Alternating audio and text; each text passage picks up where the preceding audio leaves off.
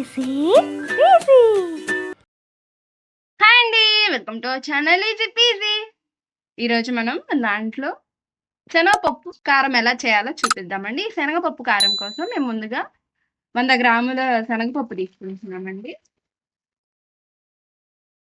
అలాగే 2 table spoons కారం కూడా వేస్తున్నామండి. అలాగే కొంచెం జీలకర్ర, అలాగే సాల్ట్. మేమైతే ఇక్కడ కల్లుప్పు తీసుకుంటున్నామండి. అది ఒక చెంచా అంబావు తీసుకుంటున్నాం. మీరు మీ రుచికి తగ్గట్టు తీసుకోండి. అలాగే ఒక 4 చిన్నులపాయ రెబ్బలు కూడా వేస్తున్నామండి. ఇంకా దీన్ని మనం మిక్సీకి పట్టుకోవడమే అండి.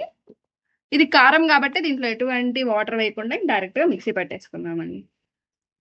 ఇంకోండి, శనగపప్పు కారం రెడీ. ఇది చాలా టేస్టీగా ఉంటుందండి. అంతే అండి, ఎంతో ఈజీగా టేస్టీగా చేసి శనగపప్పు కారం రెడీ.